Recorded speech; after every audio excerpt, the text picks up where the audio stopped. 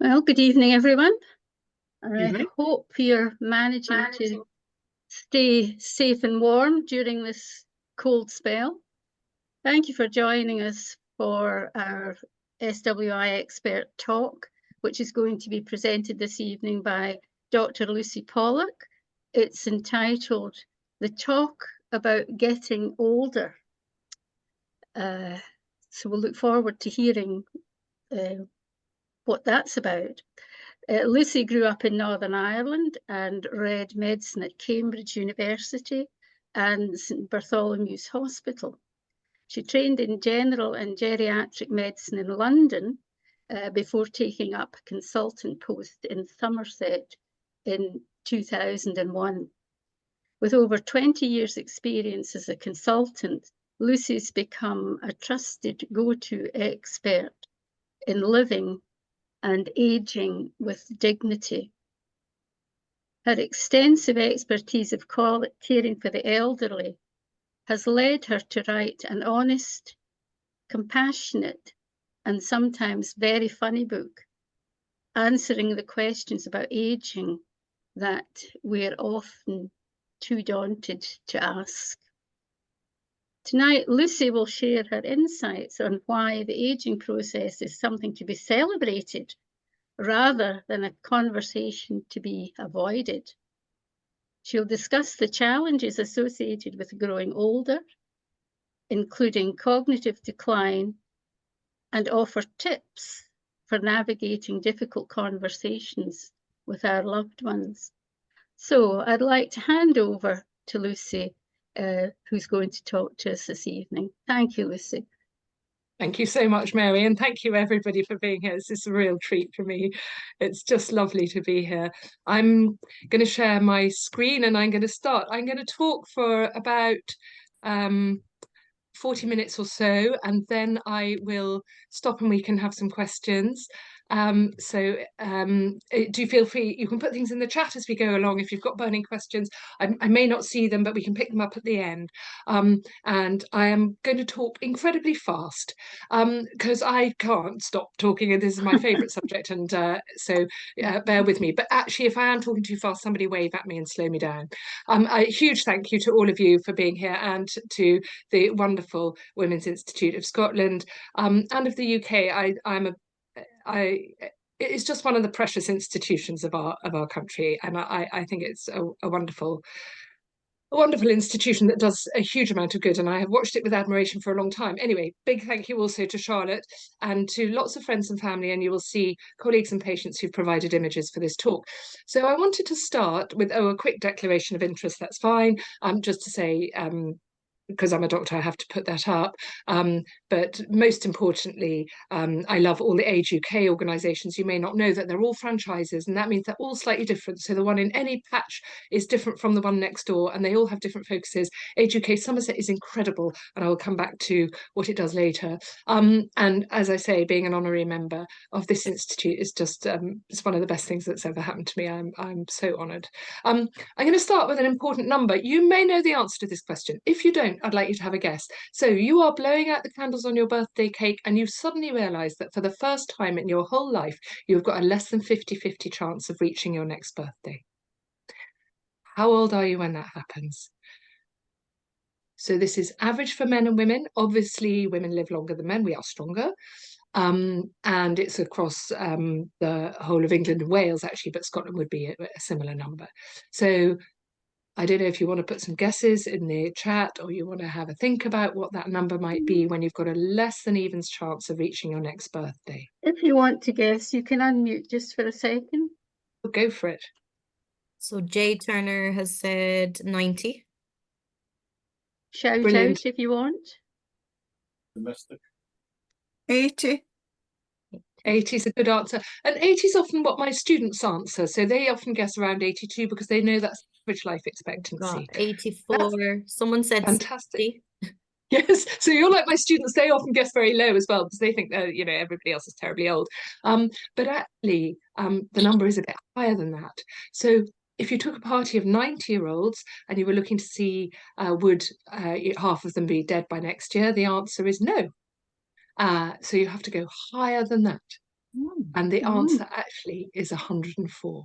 Oh my Which is word. nuts. It doesn't mean everybody's going to live to be 104. It is nuts, but it does tell us that people live a very long time in the UK. We have very long lifespans. The most popular age for a woman to die in the UK now is 89. I'm not sure I'm putting that quite the right way, but you know, you can see what I mean. And for men, it's 86. So that means obviously I've made a very good career choice to be a geriatrician. So I'm never going to run out of work. And I didn't always want to be a geriatrician. When I was very young, my very first job was for a very, very handsome surgeon. And he was a good bit older than me. And I thought he was unbelievable. He was an absolute hero. And I thought, right, that's it. I'm going to be a surgeon like Harvey. And one evening in Reading, when I was very young, I was allowed to take out somebody's appendix. Don't think it would happen now. And it's surprisingly difficult to find somebody's appendix. And I was sort of grubbing around for quite a long time in this person's tummy, wondering where their appendix might be. And eventually I had a very dour anaesthetist. He came from your part of the world, and you'll have to forgive this terrible accent. He looked over his mask and he said, "Dr. Pollock, is your operation over yet? Because the anaesthetic is."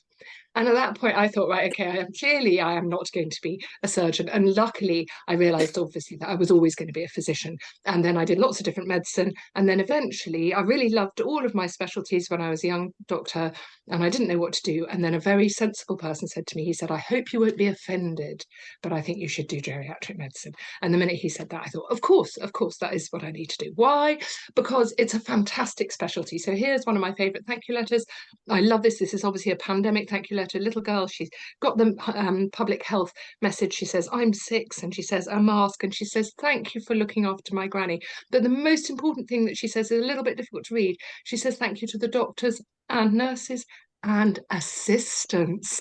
And I love that a little girl who's only 6 years old can spot that geriatric medicine is a team game, and that there are lots and lots of people involved in looking after her granny. So it's a team game. We have the best cake, obviously, of any specialty, and I have the best patients. So here is an outpatient clinic in geriatric medicine, and my patients are basically the rest of us grown up with very good stories.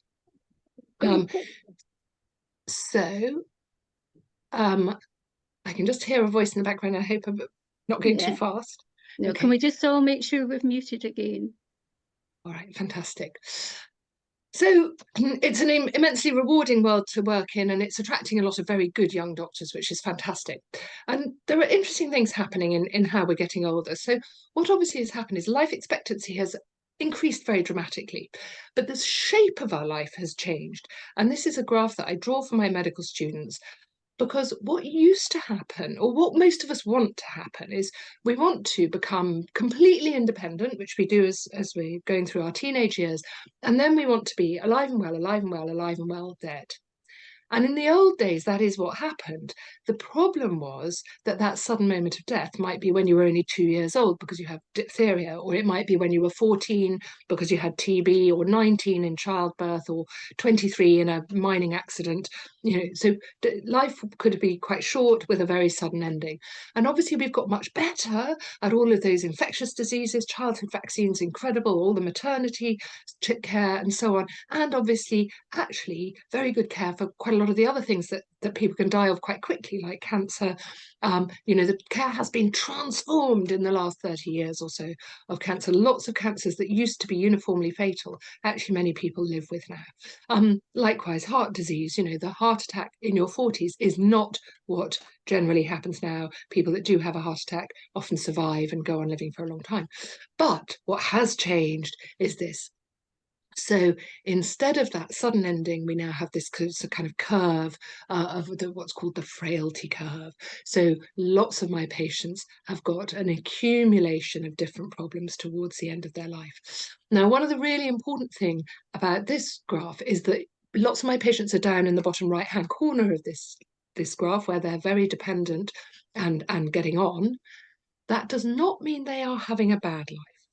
So younger people habitually misjudge the quality of life of older people. And it's been shown in lots and lots of studies that younger people think, "Oh God, I wouldn't want to live like that. That's not what I would want my life to be like." But actually, as you get older, you change your goals. And it happens to all of us. You suddenly find you've got a pair of binoculars in your hand. You weren't expecting that to happen. And we change our interests, and people become this shrinking of one's life diameter, and the fact that you may not see so many people and you may not travel, that isn't necessarily something that you're unhappy about. Now, not everybody is happy. In the bottom right-hand corner, some of my patients are very unhappy and are living quite difficult lives in that corner. And so one of the really big challenges is, how do we square this curve? What can we do to delay or defer these problem areas and live well in later life? So that's one of the big questions for all of us. So there's two plans. There's loads and loads and loads of books out there about getting older, and a lot of them by men, and they are books like this. Okay, and the really important thing about those books is some of them are very good, not all of them are good, some of them are terrible, but some of them are very good, but they are all about what I would call plan A. And plan A is, don't get old. Okay. But we need a pragmatic solution as well. So plan A, how do we not get old? Okay, you can come up with some different suggestions for that. And really, I would really like the one that not only allows you to live longer, but allows you to live well. What is the one free, safe, effective treatment that allows people to maintain their independence into later life? Anybody's welcome to shout out or pop something in the chat if you can think what that might be. So everybody will feel shy Someone about said, suggesting. eat well. Eat well is a very good bit of advice, and we do know that people who eat a reasonably healthy diet, which is probably a vaguely Mediterranean diet with lots of plants and vegetables in it, those people do live longer. It hasn't yet been shown to do the trick of making you be independent longer, be able to stand up, move around, look after yourself. Chris Keep active. It's being active. Fantastic. Okay. So there's an increasing body of evidence about this all over the world. And the thing is, every time anybody says exercise, all of us want to just think, oh my God, I don't want to do exercise. This is not about lycra, and it's not about putting on your trainers and getting out on a freezing cold night. It is just about being a little bit more active. So there's some really wonderful stuff showing that if you are getting on a bit and you just do some home-based exercises that are standing up from a chair, leaning against a wall, getting a can of baked beans in each hand and doing some strengthening exercise with a can of beans or a bottle of milk, and drink the milk afterwards. That's a good idea because you get a bit of extra protein. You are going to be doing a very good thing for your chances of going on being independent. So if you run one marathon, great. If you run 2 marathons, it doesn't really make any difference. What really makes a difference is moving from sitting on our bums all the time, which unfortunately loads of us do because COVID was shocking for the nation's kind of waistline, getting up and moving around. And it doesn't have to be lots. It's a little tiny move from doing absolutely nothing, which is what most of us do, to a little tiny bit. So really encouraging. And there's some really good studies all over the world. I mean, this one's quite an extreme one. This is about men in Sydney aged over 70, and they did a huge study of the men in Sydney, and they just measured every little bit of their lives, but they also measured walking speed, and they looked again at these men in 5 years later, and some of them had died, but there was a very interesting little finding that they published in the BMJ a few years ago, and it was that any man who at the beginning of the study was able to walk more than 3 miles an hour didn't die. And they said, we found out the walking speed of the Grim Reaper. You can keep ahead of him if you can walk 3 miles an hour. Now, obviously, that is quite fast, actually. And lots of us may not be able to walk 3 miles an hour. That's a pretty brisk walk. But it does just show how protective that movement is. So that's plan A. We can come back to plan A. There are some other things. There's some really interesting things about our attitude to aging, showing that makes a difference to how we age. But plan B is this one. And we've got to have a plan B, because if we're lucky, we'll get old. So plan B is, let's talk about it. And that we don't do anything like enough. So why do we not talk about it? Well, there's lots of problems with talking about aging. So some of the issues are just really contentious, like, should my mum still be driving? And if not, who's going to stop her from driving because she's never going to listen to me? Or it could be, my auntie should be going into a care home and she can't remember anything, except that she's never ever going to go into a care home. So there are things you're going to have a row about as a family and whatever. Then there's things that are embarrassing. loads of stuff about getting older is embarrassing. And talking about something like continence with a doctor who looks like your grandson is a very difficult thing to do. So sometimes we don't even have the words for some of these things. Some of it is frightening. So if you've had a mini stroke, you've fallen over and broken a wrist or a hip, you may be thinking, oh my God, the next one is coming. I'm going to have a massive stroke, or I'm going to fall and break the other hip. I'm going to end up in a care home. And if I do, it's going to look like the care homes in Panorama and with full of kind of deranged, shuffling people. And it's just going to be awful. And in fact, most care homes are not like that. Most care homes are incredibly warm, kind places in which people live their lives. And I work in a lot of care homes. They may not look great on the outside, but a lot of them are fantastic on the inside. So we've got to do something about the fear. And then there are some things that are completely socially unacceptable, and I will talk a little bit about some of those. But I won't cause us to get too worried, I think. I get lots of cards from my friends, which mostly are very rude. Most of the cards about aging are actually very rude, but some of them are very funny as well. And this is one of my favourite ones. This lovely lady saying to her friend, I'm not wearing any underwear because I forgot. And that is very nice because that tackles sex and dementia in one fantastic card. But I'm not going to talk about sex or dementia. Well, a little bit about dementia, but I'm not going to talk about sex, not tonight. We can come back for that one. One of the really big issues is when you're getting older is what's common and what's normal. So lots of things that happen to older people are very common, but they're not actually normal. So falling over is common, but it's not normal. Getting dementia is common, it is not normal. Getting problems with continence, common, not normal. So, you know, and all of us worry about these things, and we think, well, at what point should we be making a fuss? So in my diary a little while ago, I opened my diary. I still have a paper diary, I can't do the online one, and it says, let Martin know. And I'm looking at this instruction and I'm thinking, I don't know who Martin is. Forget what I meant to tell him. And my son says, Mum, just don't self-sabotage yourself. Make sure that you're clear in your diary. And I now do. I mean, I find in my diary, I've written 11:00 and put a massive great red circle around it. And I haven't written what I'm supposed to do at 11. I'm never going to remember. So we have to be kind to ourselves. That does not mean I'm getting dementia. It might, but I don't think it is. So, you know, is it okay to put the, you know, orange juice in the oven? Yeah. It's fine. We have memory lapses, but what's interesting is that as we get older, we always ascribe those memory lapses to getting older. In fact, young people have memory lapses as well. Young people can't remember the name of things as well. It isn't actually that much worse as you get older, but we always think it's because of getting older. So lots of my conversations with people are, what's normal? When do you make a fuss? When do you say, I'm worried? Should I see the doctor? And so on. And actually, on memory, there is a good campaign about memory when it is becoming intrusive and problematic. It is a good idea to be checked out. There are some messages about that.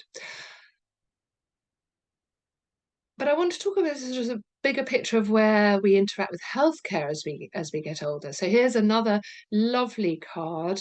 Thank you for looking after my granny. Here, take some medicine. It looks great. And we're doing lots of lovely stuff. But actually, if you look a bit more closely at this lady, I think we can see that she's not entirely necessarily delighted with the treatment. I think it's the treatment, not the illness, that is causing this fabulous face. So we know that quite a lot of what we're doing with people as they get older is actually maybe not what they want, or isn't right for them, or is very complicated and we're getting it wrong.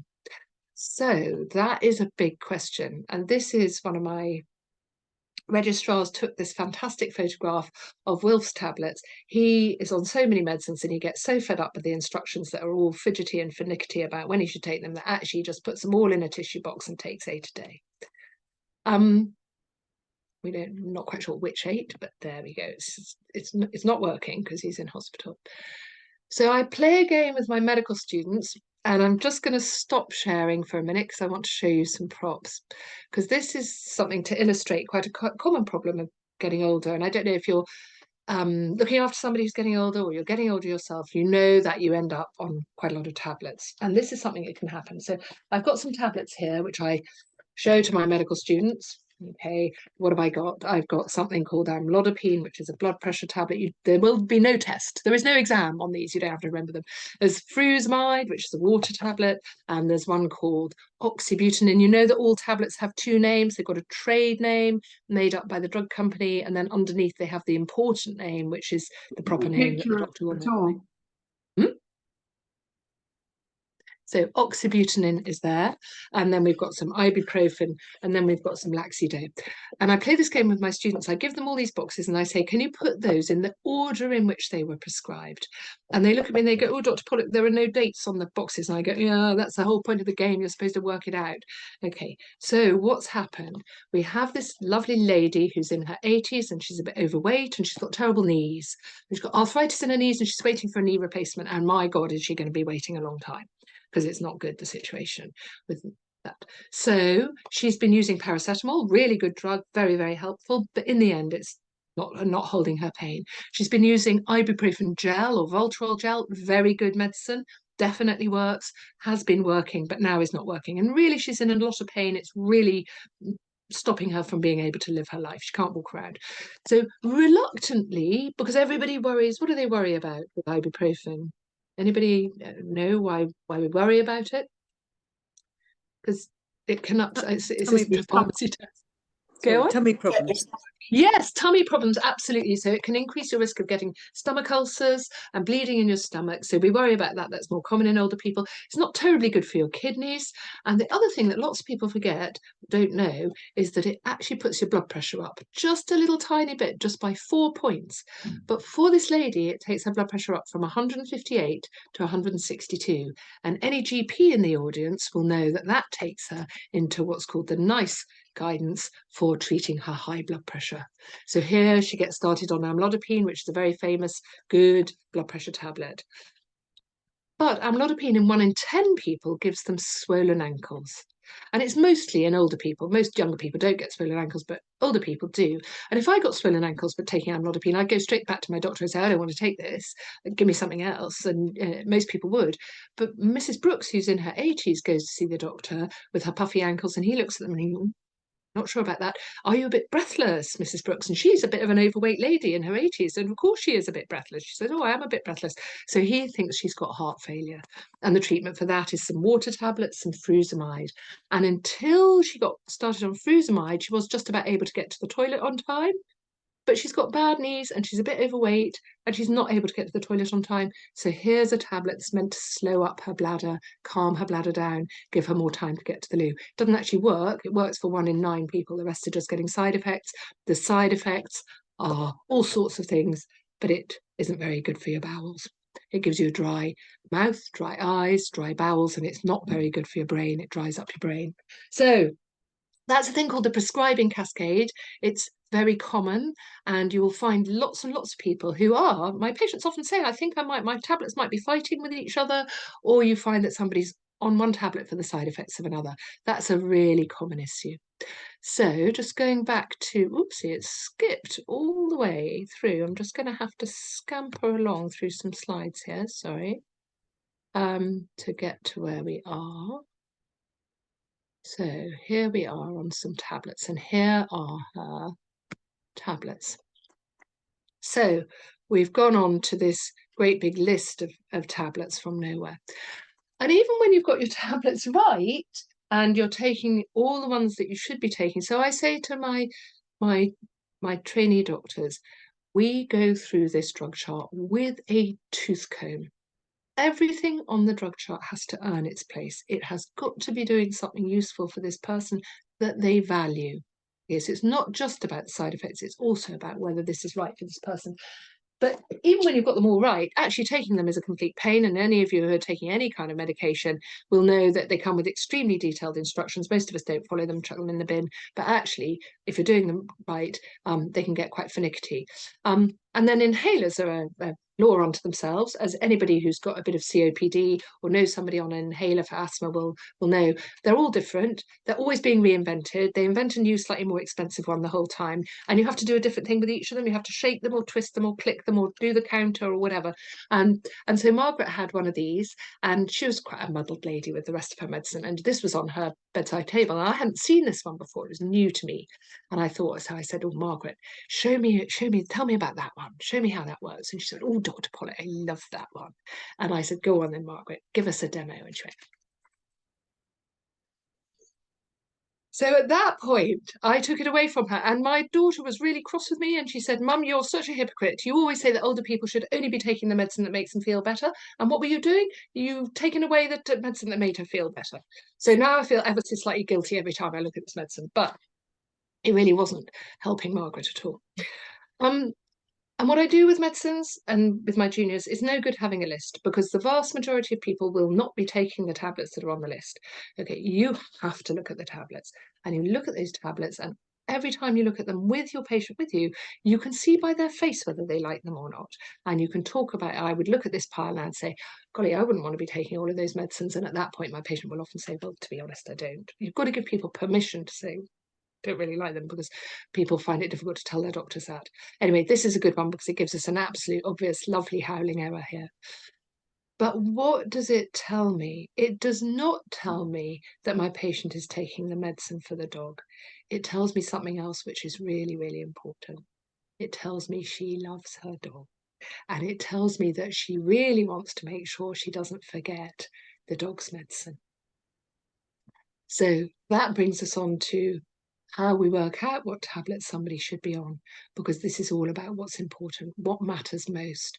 And so the big thing is to see our patients is a whole picture.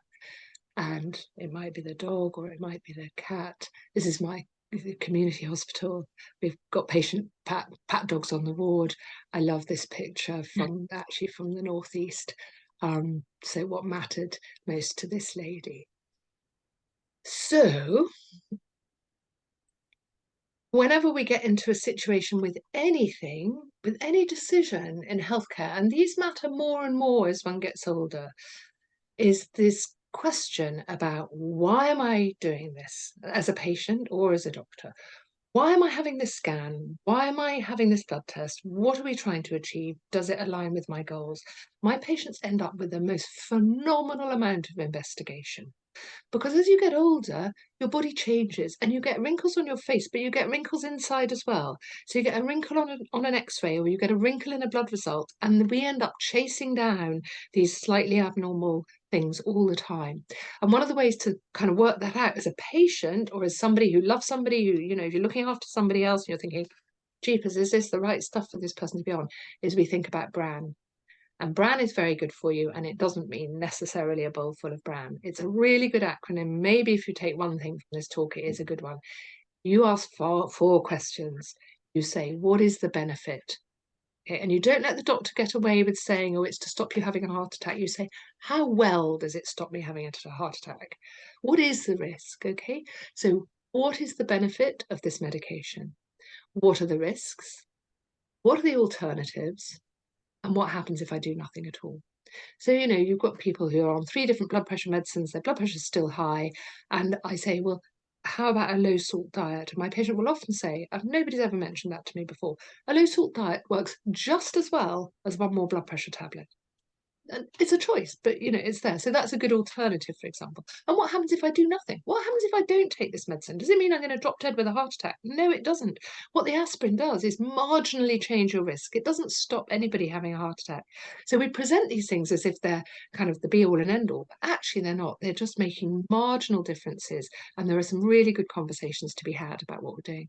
So, and you can ask that question about an operation, or about having a scan, or having a screening test. What is the benefit? What's the risk? What are the alternatives? What happens if I do nothing? So that's the medicine story. And sometimes for some of my patients who are really very fragile and maybe coming towards the end of their life, this is a medicines box in hospital next to the patient's bed. And actually, there's nothing in that box. All her medicines are on the top of it. There's some lovely laxatives, there's some emollients, and there's something nice to drink. Fantastic. That may be exactly what medication she needs. So now I want to come to a slightly more, well, they're all serious subjects. Medicine's a serious subject, but here's another subject. So Mary Tinetti is a fantastic geriatrician in the US. The US has hardly any geriatricians. The UK has loads, I'm very glad to say. We're the biggest specialty now. And Mary Tinetti did some beautiful research a long time ago on falls, published in very grand medical magazines. She's a superb geriatrician, but she was asked what geriatricians actually do, and she thought, oh, actually, I'm not sure I can describe that in an instant. So she had to go away and think about it for a while, and then she came up with these wonderful 5 M's. So I worked loads with the mind. Obviously, lots of my patients have got dementia. Lots of my patients have delirium when they get very suddenly confused, and that may or may not get better. It usually gets better, but it doesn't always get better. Or they may have depression. It's very common. Mobility obviously is really important. Can people still stand up and move around? Are they falling over? What can I do to reduce their risk of falls? Masses, there's tons to do.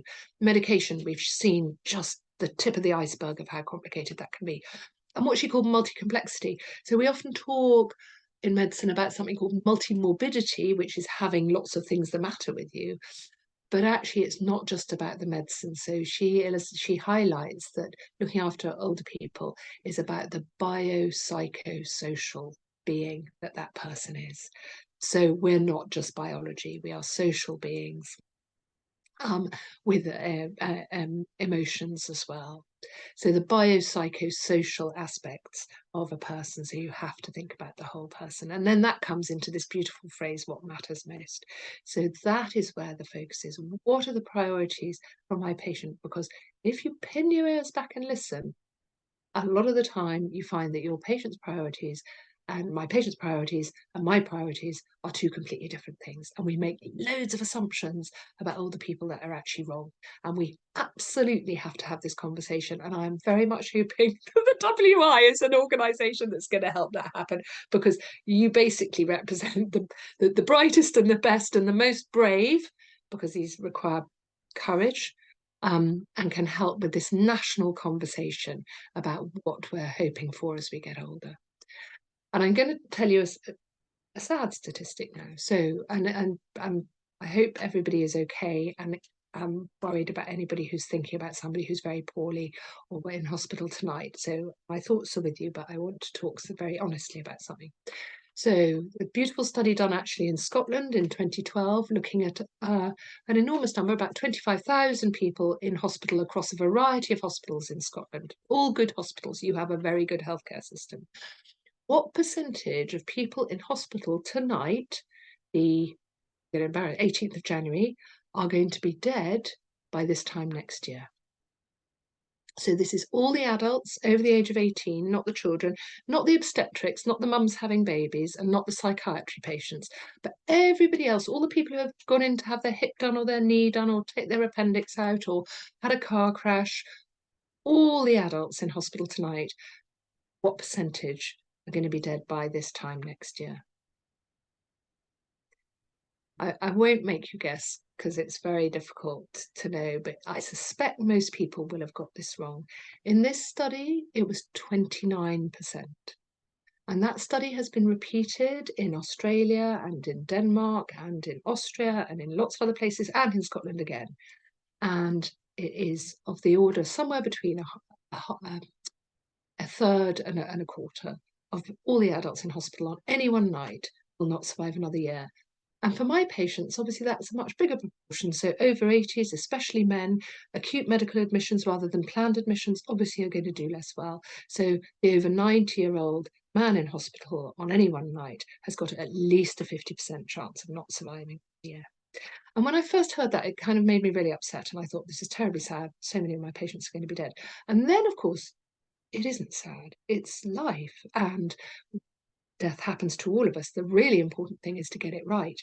And suddenly realizing what a high percentage of my patients are not going to survive another year really focuses me on what is important to this person. They do not have long. Let's make the most of it. Let's not make things worse rather than better. So really, really focusing on that. So I want to tell a story about a 90-year-old chap, Gerald, and he has come in last year. he's had a fall at home, and his wife called an ambulance. Understandably, she couldn't get him up off the ground, and he was confused. He had a nasty cough, and the paramedics noticed he looks frail and thin. They've written down he's got very low blood pressure, his oxygen is really low, and he's come to the ED, and he can see a pneumonia on his chest X-ray, and his blood tests all line up with that, and his kidneys aren't working either. So we've got a very quick plan in ED. They move fast. They've already given him IV antibiotics. There's a big campaign to get the antibiotics in early, sepsis, blah, blah, blah. Admit IV fluids. Okay, so he comes to the ward, and I'm looking at him, and I'm wondering. So I need to make a phone call. It's one phone call. And I talk to Iris. And the first thing is, we're not calling him by the right name. He hasn't been called this name since he was a child. We do this all the time, and it drives me absolutely nuts. People go into hospital, and they get called by the name on their notes, and they are not called that name. And it's very, very difficult to get that right. And I don't know why, and it drives me absolutely barking. On our hospital headboards, we now have, Gerald likes to be known as, and it should have his name in there. He's a medieval historian. He's had dementia for quite a long time now. She had to put him in a care home while she was having a knee replacement, but he was miserable, and poor Iris discharged herself from hospital early and got home and got him out again. But actually, he's come into hospital several times, had antibiotics for chest infections. He's been in already twice this year. And each time he gets another chest infection, he gets weaker. And one of the things people don't realise about dementia is it's not just a disease of the brain, it's a disease of the body, and people become very frail and they stop eating. And they also get muscle weakness, and the muscle that get weaker, not just the ones that you walk with, but also the ones you swallow with. So his ability to make sure that food doesn't go down the wrong way has disappeared. So he often coughs and splutters a little bit and gets chest infections. And each time he gets another one, he's more weak. And he walks with a frame, but he's often fallen over. And I always ask her, and I say, Iris, what does make him smile? What makes Harry smile? Because it's such a sad story. And she said, oh, I'm not sure. He likes watching the birds. He sleeps a lot. And it turns out he actually hasn't spoken this part of a year. And one of the questions I would say, and there are different ways of putting this phrase, but I say, I want to do the right thing by your lovely husband. I'm just wondering whether what we're doing at the moment is the right thing. And there's a very long pause, and Iris tells me what Harry has said to her. And she says he would not want to live this way. And last year, before he lost his speech completely, on several occasions, he said, if I could, I would walk into the hills and not ever be found. And at that point, take a deep breath, obviously, and we sit and listen and think about a different plan. And that plan is, would it be reasonable? I think that he's a very frail man. He may well be going to die anyway, whatever we do. Would it be reasonable at this stage to stop the antibiotics, to stop the IV fluid, to take the oxygen off, unless it's helping him breathe, but it probably isn't, and to let him go? And Iris is great. And she says, I agree with that plan. And she says, just keep him comfortable. I know that's what he would want. And as I'm talking to her, I'm getting all the forms out that have to fill in to make sure that he doesn't go on having blood tests and nobody's going to check his blood pressure again and so on. And, all the important work that is doing. And I'm saying thank you to Iris, and I'm arranging that she's going to come in the next day. And as I'm saying goodbye, she says, thank you so much. And then she says something else. She says, I know this conversation is just between you and me. No one else needs to know. And as she says that, my tummy turns over, because I realise that she thinks we've done something wrong. She thinks we've done something that's illegal or unethical, or that's something that she should be ashamed of, or that is going to get me or her into trouble. And of course that isn't true, but it's awful that she feels like that. So I have to not put the phone down. We have to have a conversation about the fact that she has done exactly the right thing. This is not something to feel ashamed about. So just to sort of clarify this, as so much you may know that the Moral Maze this evening is about assisted dying. But this is not about assisted dying. This is what I call unassisted dying, and we have not got this one right yet. So this is the GMC guidance for doctors. It's really good. It's start with a presumption in favour of prolonging life. Of course, so that's safe, will normally require you to take all reasonable steps to prolong a patient's life. Okay. Most doctors have read that. They know that. They haven't read the next sentence. The next sentence is, however. There is no absolute obligation to prolong life, irrespective of the consequences for the patient and irrespective of the patient's views, if they are known or can be found out. And this is where these conversations are so important. Harry can't speak for himself, but Iris knows his views. So this is a thing called advanced care planning. I have a feeling that Scotland is beginning to be ahead of the curve of most of the UK on this, and you are doing some very good stuff called realistic medicine in Scotland, which some of you may know about. But advanced care planning, where you make a plan, you anticipate some event like this, is really, really important. And it isn't a punishment. This is a right for people who are frail or who are living in care or who are, for one reason or other, at risk of running into trouble. And so I brought some examples with me. And these are the ones we use in our hospital. They differ all over the country. You probably know that. So you may have seen one called Respect, but there are different ones in different parts of Scotland. So there's no uniformity about it. This is ours. It's a treatment escalation decision with a resuscitation decision. So at the top, it's got a bit about resus, but further down, it's got some important stuff about whether you want to go into hospital, whether you would rather stay in a care home, and so on. And the really important thing is at the top of ours, it has a thing about my personal priorities. And I'm going to just read you some of these, because the box that says what is important to me at this time in my life is usually blank. But these ones aren't blank because they are fantastic and they're done by some fabulous nurses who work in our care homes. So this one says, my budgie Olive. What is important to me at this time in my life? My budgie Olive, I know Connor will look after her when I'm gone. And that's Ken's, and he's made a decision that he doesn't want to come to hospital. This one says, my lovely hairdo. This is Eileen's. The girls do it every day. Eileen has dementia and is unable to contribute to this conversation, but her niece and care staff feel she would not want hospital treatment, even if seriously unwell. So there's a decision there not to do resus and not to go to hospital if she's very poorly. And Jerry's says, Somerset special, my personal priority to be at home at the end. I enjoy eating, especially a Warren's pasty. That's important. That's important because he's at risk of getting put onto a softened diet or something that might stop him being able to eat a Warren's pasty. Okay, Roy says, I want to have all treatment that would stand a realistic chance of prolonging my life. Fantastic, Roy. That is fine. We are open. You come in. We will do our best by you. We won't do things that are completely unrealistic, but we will do our best to follow your guidance here. This is not about refusing treatment. This is about making sure that people get the treatment they want. And Brian's. What is important to Brian? Being able to put my arm around Christine. So those are important. We should all have one. And this is not about assisted dying. This is not about euthanasia. This is about life, because in every single one of those, there was something about that person's life that they wanted to hold on to, not something about their dying. So this is about getting unassisted dying right. And it's a thing we need to do. And when we got it right, good things happen and lovely stuff happens, and we spend more time doing the things that people mind about. This little lady was not going to walk ever again. She'd had neurosurgery for a big clot on her brain up in Bristol, and she wasn't going to walk, and we couldn't work out why she wouldn't get out of bed, and she wouldn't go to the community hospital in her local area. And then suddenly that lovely physio assistant realised that she was shy because they had shaved half her hair off, and she didn't want anybody to see that. And so there she has a little bonnet from the chemo department, and off she goes. And that's my fantastic now retired ward, Sister Maggie, and our ward is full of good things. These things, the things that make a difference.